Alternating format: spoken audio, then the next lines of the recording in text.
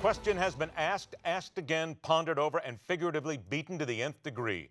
Asked to presidential candidates on the subject of much misspeak and wringing of hands. Would you have invaded Iraq following 9/11, knowing what you know now? Certainly the question might seem fair and loaded with some gotcha, but our next guest believes it's entirely the wrong question. Currently a defense contractor in Northern Virginia, an Iraq War veteran, and the author of a fascinating article on the Federalist website noting presidential candidates should support that Iraq invasion 12 years ago. Let's welcome David Patten of the Hardline. David, thanks for being here. Thank you for having me, Ed. David, what exactly then, in your opinion, is the right question to ask? I'm glad you asked. The answer that I would give would be to distinguish the question of whether it was a strategically wise decision to invade and whether we did it the right way. And I think the correct answer would be that we were right. There was very good grounds for the invasion itself. And in the immediate aftermath of the invasion, we did experience some strategic success. However, the war was not well planned.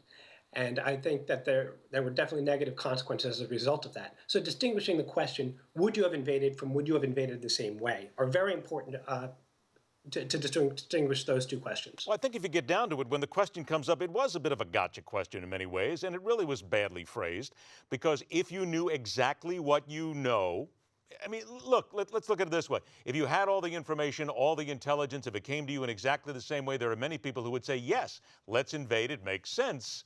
But of course, if you know what you knew 12 years later, you wouldn't do that.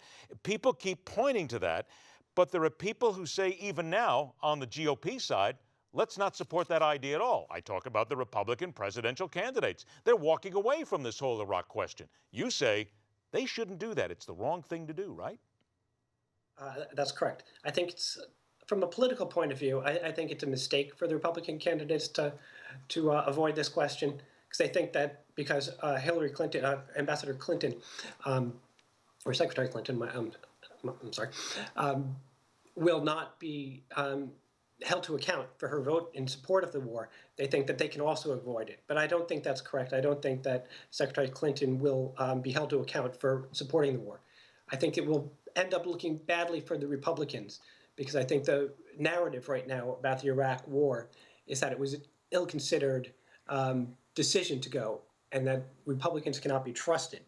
And I think that's the narrative. And I think that narrative needs to be defeated, because it seems to presume that all of the chaos we're seeing in the Middle East began in 2003 with President Bush's decision to invade Iraq. Then how do we answer that then, David? Because there are people saying, and it comes down to Colin Powell's famous statement, if you break it, you fix it. And there are people saying that if the president hadn't broken it in the first place, ISIS would not have been here and we would not be in the situation we are now. So how do we defeat that?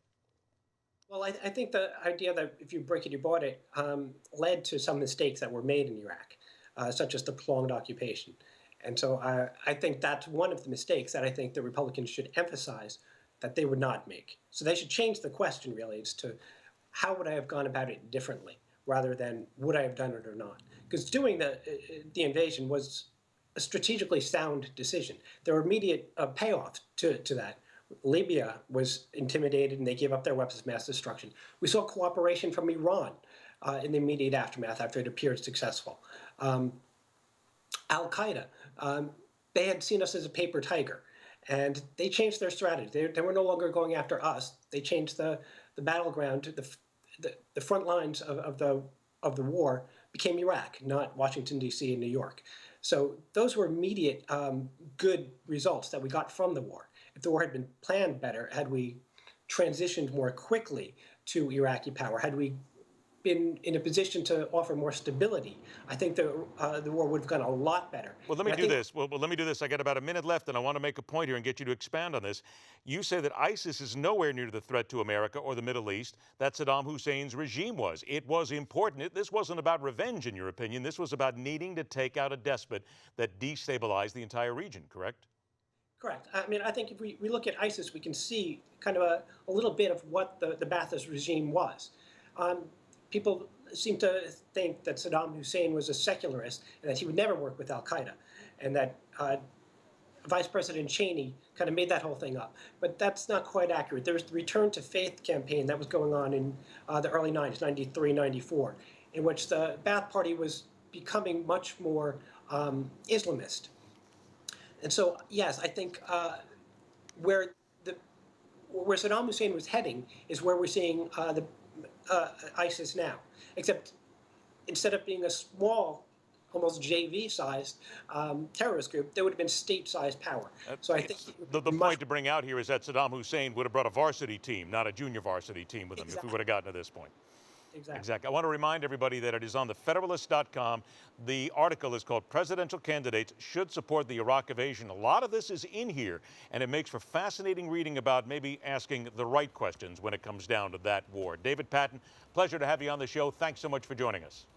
Pleasure being here. Thank you for having me. My pleasure. We will continue to cover the story, of course. Stay with us. This is the fastest 60 minutes in news. This is The Hardline.